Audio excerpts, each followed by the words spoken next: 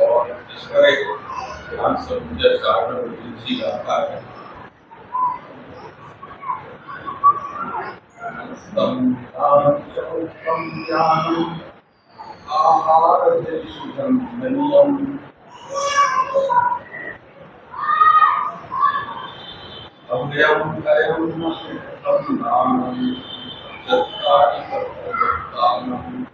मतलब 4 तरह के दान बताए गए हैं इसमें। ज्ञान दान, आहार दान, भेषज दान यानी औषधि दान और अभय दान, ये 4 प्रकार के दान इसमें बताए गए हैं जो कि उत्तम होते हैं। और मुख्य उत्तम त्याग का मतलब यही है कि आप क्या छोड़ सकते हैं, क्या आपके बाहर और अंतर से क्या छूट सकता है। इसमें मैं आपको एक बड़ी अच्छी 2-4 लाइनें पढ़ के सुनाऊंगा, क्योंकि हम कुछ जनरल चर्चा भी करते ही रहते हैं।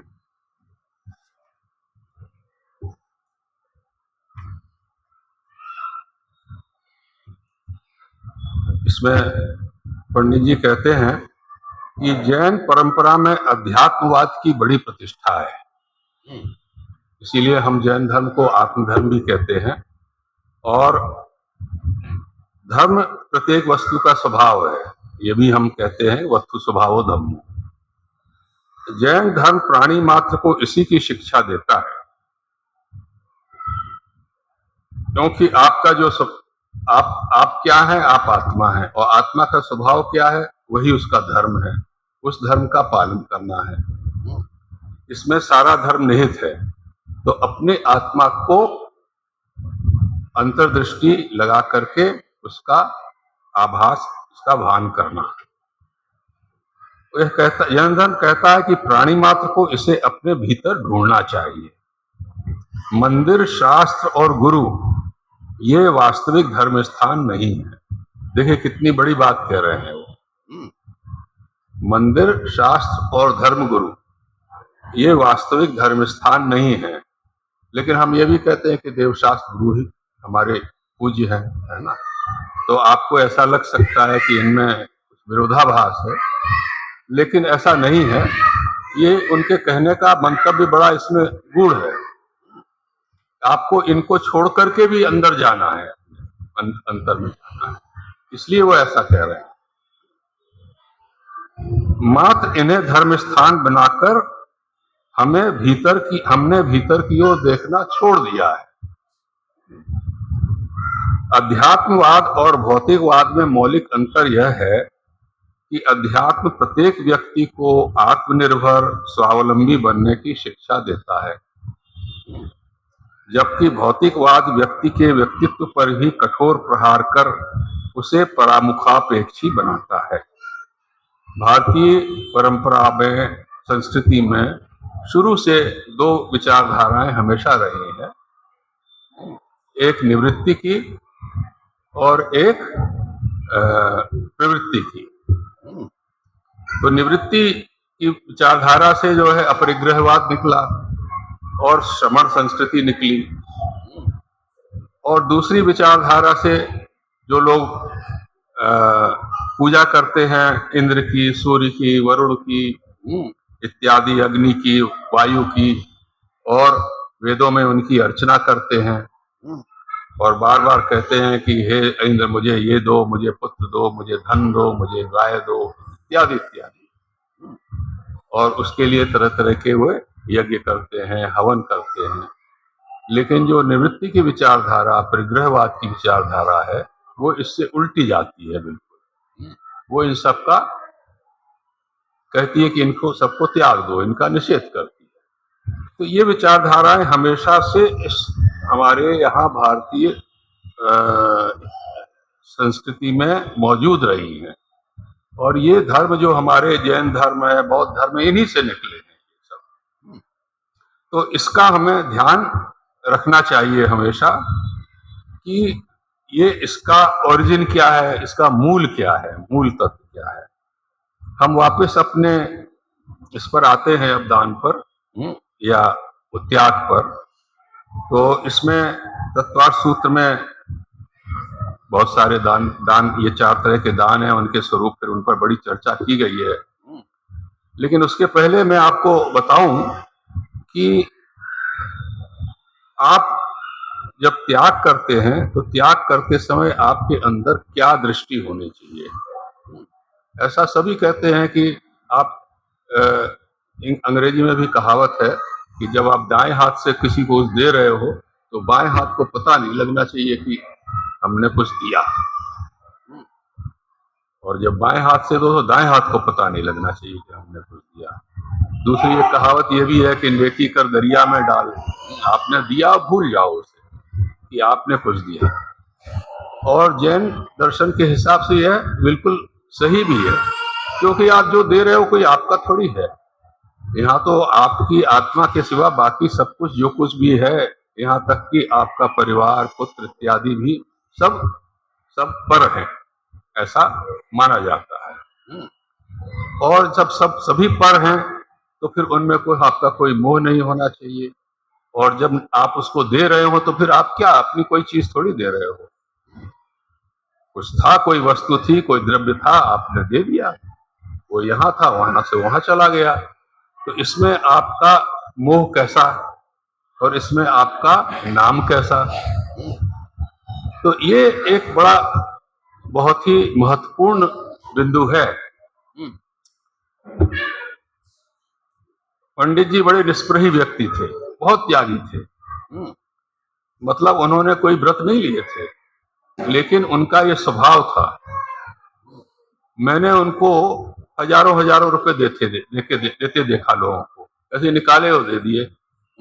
और जब उनके पास नहीं होते तो मुझसे दिलवाते थे कि जब मैं कमाने लगा, अरे जरा इसको ये दे देना।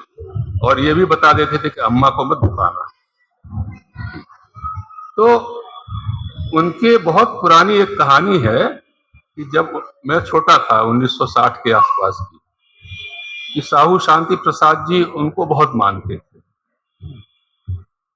तो साहू शांति प्रसाद जी कलकत्ते में रहते थे उस समय, और उनका बड़ा व्यापार था। तो ये कलकत्ते गए थे, तो उन्होंने बुलवाया पंडित जी को कि पंडित जी जरा आपसे मिलना है। तो ये गए, तो वो कहने लगे पंडित जी आपसे एक प्रार्थना है कि क्या ये आप जो है यहीं रहने लगो कलकत्ते में, मेरे पास ही रहने लगो। तो ये उनका मुंह देख कहने लगे नहीं आप चिंता मत करो, आपको मैं जहाँ रहता हूँ अलीपुर में, मेरे बंगले के बगल में एक मकान है, वहीं रहोगे आप। आपको मैं 1000 रुपये महीने दूंगा। अब उस समय तो 1000 रुपये बहुत होते थे, उतनी तो प्रोफेसरों की तनख्वाह भी नहीं होती थी। तो आप यहीं रह के, आपको बस ये करना कि जब मैं कलकत्ते में हूँ मुझे 1 घंटे आप स्वाध्याय करा दिया करो, और उसके बाद आपको जो करना है सो करो, आपके ऊपर कोई बंधन नहीं है। अब ये बड़ा अच्छा ऑफर था उस एक तरह से देखा जाए, मतलब ऐसे व्यक्ति के लिए जो नौकरी नहीं करता था, कुछ करता ही नहीं था वो। मैंने कभी नौकरी की भी तो छोड़ दी तुरंत, 1-2 साल कहीं टिके ही नहीं, 1-2 साल से ज्यादा। तो ये बड़े चक्कर में पड़ गए कि भाई साहू जी कह रहे हैं, और कोई कहता तो अलग बात है। इतना बड़ा व्यक्ति, और साहू जी बड़े शालीन व्यक्ति थे, ये बड़ी बहुत बड़ी खासियत थी। तो ये बड़े चक्कर में इन्होंने फिर अपने मित्रों से बात की, जो इनके मित्र पंडित वगैरह थे, उनसे कहा भाई साहू जी ने ऐसा कहा, बताओ मैं क्या करूं, उन्हें क्या उत्तर देना चाहिए। तो अब ये तो मुझे याद नहीं है पंडित कैलाश चंद जी से बात की या जगनमोहन लाल जी से। तो उन्होंने कहा कि पंडित जी आप तो इसी फटी धोती में अच्छे लगते हो, आप जहां उनके बंधन में बंध गए फिर तो आप उनके नौकर हो जाओगे।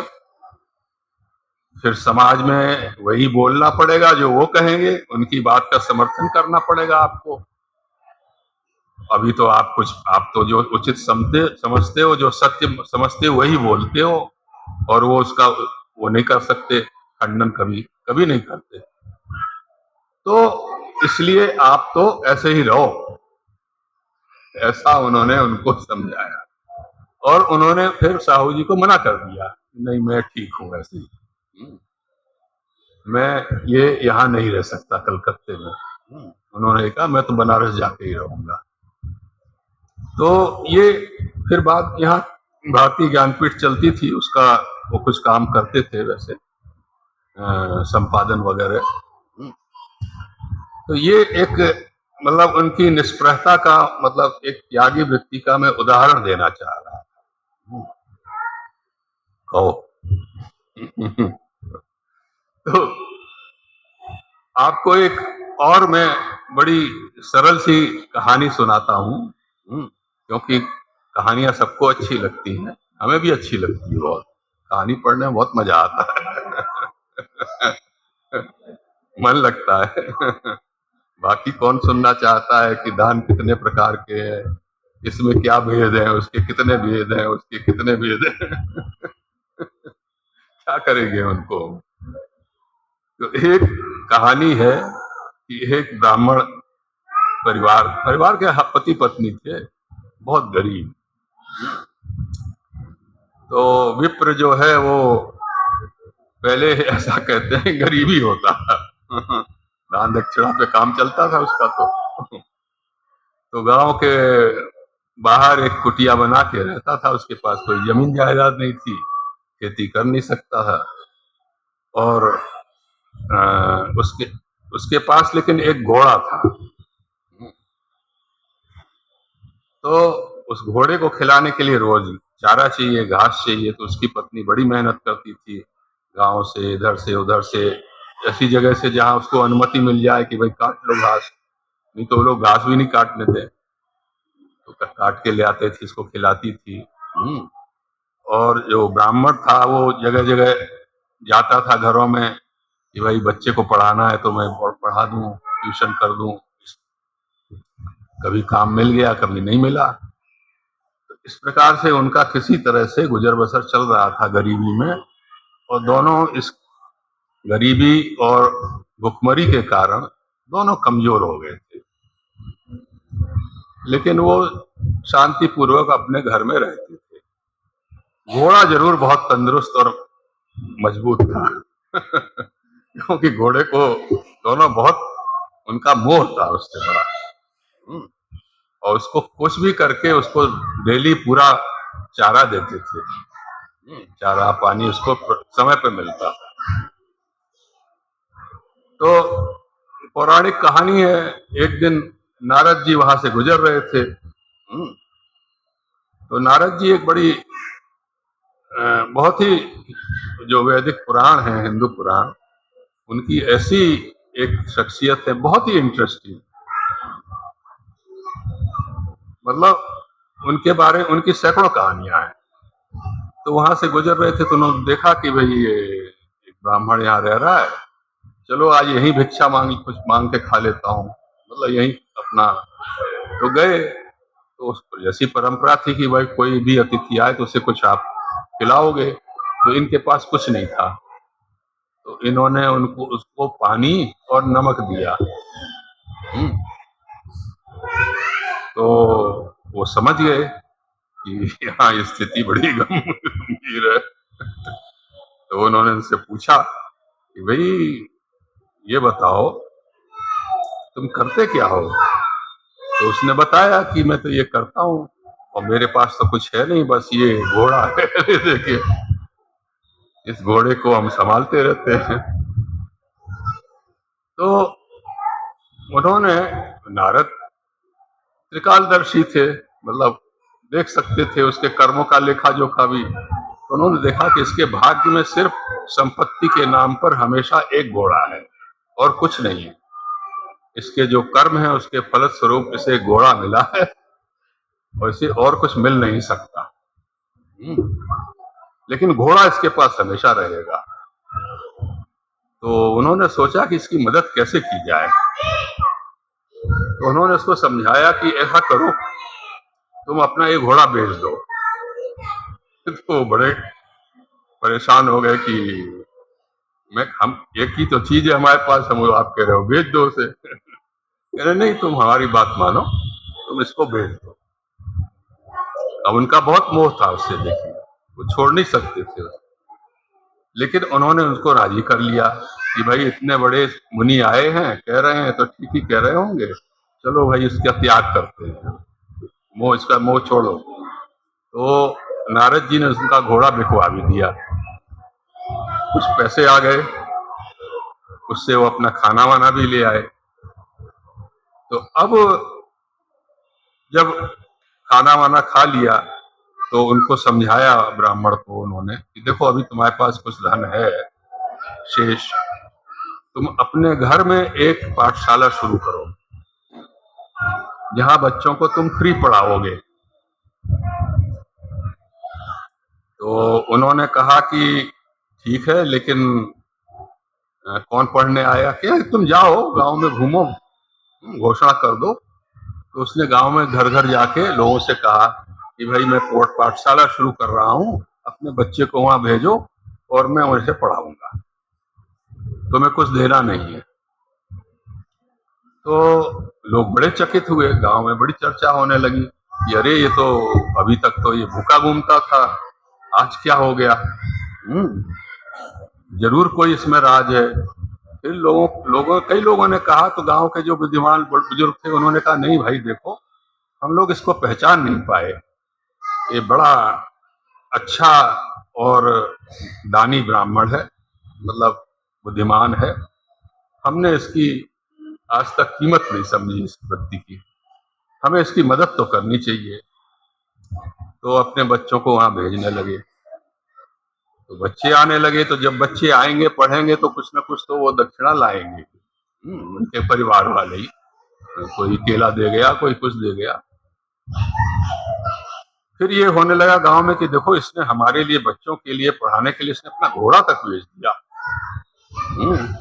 तो एक धनी व्यक्ति ने कहा नहीं, इसको पास घोड़ा जरूर होना चाहिए। तो उसने जो है उनको एक घोड़ा लाके उसके दरवाजे में बांध दिया। अब उसके भाग्य में एक घोड़ा था तो आ गया। अब नारद जी ने उसको समझा दिया था कि जैसे ही घोड़ा आए देखो तुम उसे बेच देना। अब वो फिर बेच दिया उसने, और उसने स्कूल को बड़ा कर लिया। उसने कहा नहीं, हम बच्चों के लिए सुविधाएं जुटा रहे हैं। अब लोग और प्रभावित हो गए। तो ऐसे करते करते उसने 4-5 घोड़े बेच दिए। अब वो अच्छा हो गया, मतलब संपन्न हो गया इतने दिनों में। तो वो बच्चे, उसकी पाठशाला भी चल गई, बच्चे पढ़ने आने लगे, उसका काम चलने लगा और उसकी गरीबी मिट गई। ये कहानी का मतलब अंत है।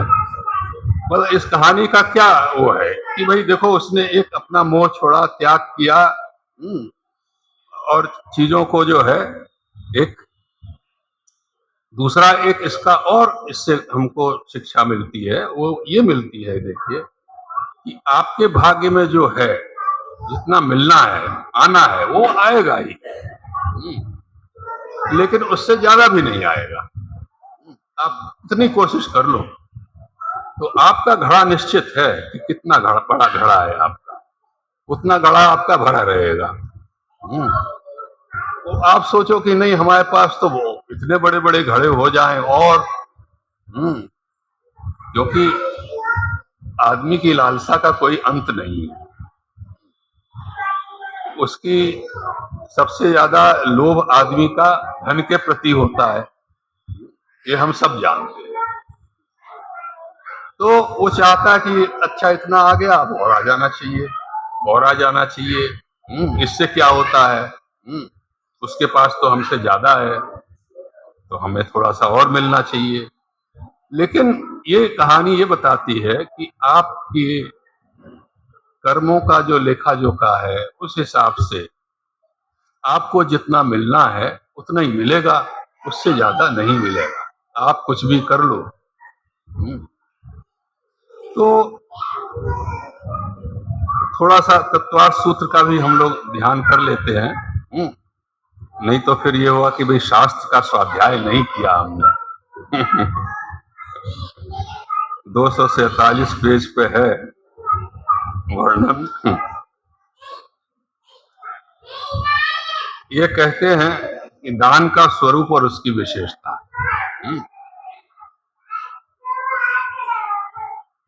अनुग्रहार्थ स्वस्यास्ति सर्गो दानम विधि द्रव्य दात्र पात्र विशेषाक्त दुशेष। अनुग्रह के लिए अपनी वस्तु का त्याग करना दान है, अनुग्रह के लिए।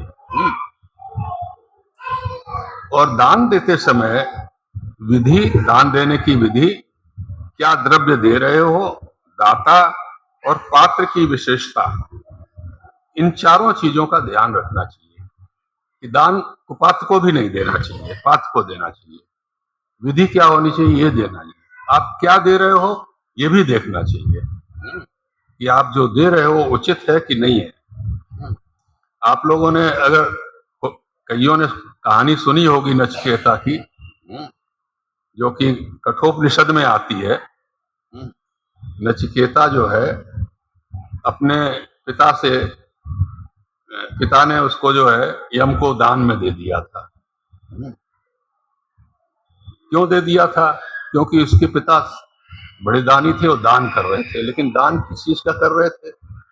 जैसे उनके पास जो कमजोर गायें थी, मरी कुची थी, वो दूध नहीं दे सकती थी, तो उनको सबको दान दे रहे थे। तो ये देख रहा था नचिकेता, बड़ा बुद्धिमान था, ये बालक था। तो उसने कहा कि ये दे तो रहे हैं लेकिन इनका क्या उपयोग? तो अपने पिता से बार बार कहे वो कि पिताश्री आप मुझे किसको दोगे, पिताश्री आप मुझे किसको दोगे। वो झुंझला जाए, बड़े नाराज हों, चुप रहो चुप रहो। अंत में वो इतने उससे वो हो गए क्रोधित, उन्होंने कहा मैं तुम्हें यम को दान देता हूं। और ये यम के यहाँ पहुंच गए। लंबी कहानी है इसके आगे, लेकिन ये बड़ी, देखिए इससे ये क्या है, ये बताता है क्योंकि उसके उस दान का कोई महत्व नहीं था। जो वो दान दे रहा है इस प्रकार से, उसका कोई महत्व नहीं है। एक तो हमारे यहाँ बड़ी परिपाटी है, दान दिया एक पंखा तो उस पर नाम लिख दिया अपना बड़ा बड़ा, ये पंखा दान दिया हमने। एक टेबल दान दी तो उस पर नाम लिख रहे हैं। अभी हमारे यहाँ एक से पुस्तक छपी, आत्मानुशासन। एक बड़े अच्छे स्वाध्यायी हैं दिल्ली में, उन्होंने कहा कि अशोक जी मैं इसको छपवाना चाहता हूँ, इसका कितना खर्चा होगा? तो मैं बता दिया कुछ भाई 1 लाख लगेगा, ये लग कुछ लगेगा। दोनों तुरंत भेज दिया। और उन्होंने मुझसे कहा कि मेरा नाम नहीं लिखना आप कहीं।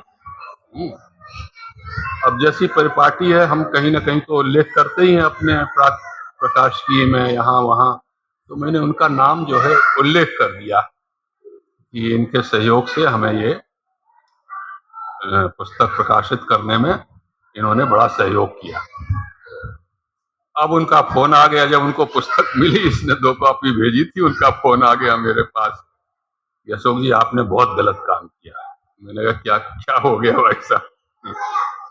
मैंने आपको मना किया था कि ये मेरा नाम कहीं लिखना नहीं है आपको, लेकिन आपने मेरा नाम वो भी बोल्ड में लिख दिया आपने। क्यों लिखा आपने मेरा नाम? मैंने कहा ये तो गलती हो गई मुझसे, अब मैं बताओ क्या करूं। तो मैंने उनसे कुछ कहा मुझे कि भाई कुछ मैं करूंगा, देखूंगा कैसे उसको मैं वो करूं, परिमार्जित या जो भी है। वो बड़ा मुश्किल है, किताब छप गई, अब तो छप गई। लेकिन वो बड़े नाराज हुए कि आपको नाम नहीं देना है मेरा। इसके पहले भी वो कई बार दान दे चुके हैं संस्थान को, लेकिन वो कहते हैं हमें कुछ, आप हमारा कहीं जिक्र मत करना। तो ये देखिए, दान देने की ऐसी प्रवृत्ति बहुत बिरले लोगों में होती है, और वो देते हैं भूल जाते हैं। न केवल भूल जाते हैं बल्कि कहते हैं कि ये सब कुछ नहीं करना है आपको, आप मैंने दिया ही नहीं आप। तो ये दान देने का सही तरीका है। लेकिन आप ये देख लो, कोई पात्र के पास जा रहा है, अच्छे कार्य में ये उपयोग होगा उसका, आपने जिसको दिया वो उसका दुरुपयोग नहीं करेगा। इसीलिए 4 बातें कही गई हैं कि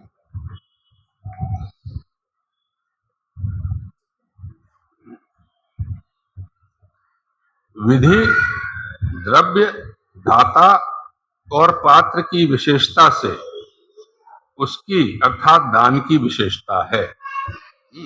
इन 4 बातों से देखिए, कहते हैं स्त्री, पुत्र, कुटुंब, घर, धन, दौलत आदि सब मुझसे भिन्न है। ये जैन दर्शन का मूल सार है। तत्वतः मैं इनका स्वामी भी नहीं हूं, मैं इनका मालिक नहीं हूं कोई। यह सब नदी नाव का संयोग है। जैसे नाव, नदी में नाव चल रही है, ऐसे ही ना तो कोई साथ में आया है, ना कोई साथ में ले जाएगा। ये या इसी प्रकार के विचार सुनने को तो बहुत मिलते हैं। इसी प्रकार अपने पुत्रादिक के लिए सर्वस्व का त्याग करते हुए भी प्राणी देखे जाते हैं। सभी करते हैं। हम लोग बड़े अपने परिवार के प्रति बहुत ज्यादा सतर्क रहते ही हैं, परंतु ऐसे प्राणी विरले हैं जो इनमें मोह को संसार का कारण जानकर इनका त्याग करने की इच्छा से ऐसा उद्यम करते हैं जिससे इसका उपयोग मोक्ष मार्ग के निमित्त रूप से किया जा सके। तो ऐसा तो बहुत विरले ही होते हैं। तो आज विवेकानंद जी नहीं है तो वो समय का पता नहीं लगेगा। उनको देख के मैं सतर्क रहता हूँ कितना समय हो गया। तो मैं समझता हूँ कि इस विषय पर जो मूल तत्व की बातें हैं वो तो मैंने कह दी हैं। और आज हमारे 10 लक्षण पर्व का 8वां दिन है। 8 दिन हो चुके हैं, 2 दिन और बचे हैं।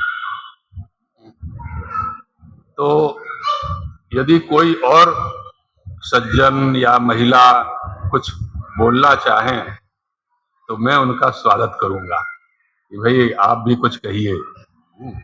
यहाँ पर ऐसे लोग हैं जो अपने अपने उद्गार रख सकते हैं, कुछ उद्बोधन दे सकते हैं। वीरेंद्र जी हैं, संजीव जी हैं।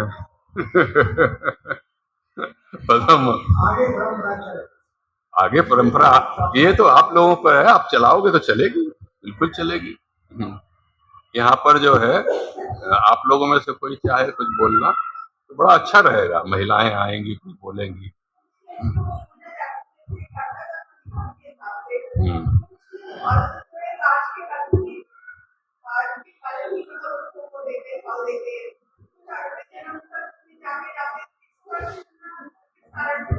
जन्म तक फल देने को ये कोई नहीं जानता। मतलब कौन सा कर्म कब फलित होता है इसका कोई वो नहीं है। मतलब कर्म के फल होने का जो समय होता है स्थिति कहते हैं उसको। तो स्थिति बंद जो है उसका कितना है ये कोई नहीं जानता। ये तो केवल अरिहंत जानते हैं। जिसको केवल ज्ञान हो गया उसी को पता लगता है कि भाई इसका कर्म कब जो है फलित होगा, हाँ कब पकेगा। और तब से उसका वो समय कम ज्यादा भी हो सकता है। मतलब तप करने से कम हो सकता है, जल्दी निर्जरा हो जाए। हाँ ये संभव है बिल्कुल। तप का उपयोग ही है। जी जी। नहीं, घोड़ा आ गया ना फिर। बेचता गया घोड़ा। हाँ लेकिन वो जैसे ही वो बेचता था कोई ना कोई उसे आके दान दे देता था। माने उसके हाथ में घोड़ा, इसने इतना हम जो देते हैं तुरंत ये उसमें लगा देता है अपनी पाठशाला में। महिलाओं से यह अनुरोध है हाँ। कि कम से कम इस परंपरा को आगे चलाएं। बच्चे सांस उलटना पलटना सीखें तो कम से कम महीने में एक बार ऐसा आश्वासन मिले है समाज को कि वो इस परंपरा को, सांस परंपरा को आगे बढ़ाएंगे।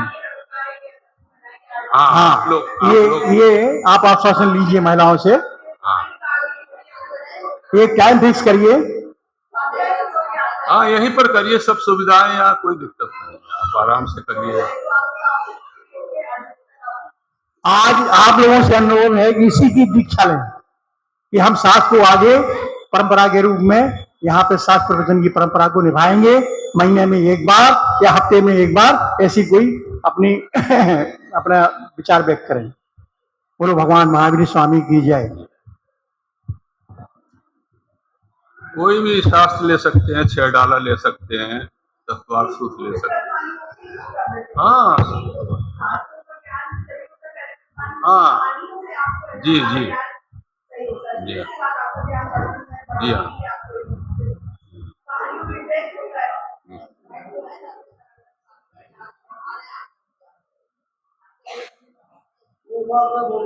हाँ, बताइए, आइए इधर आओ।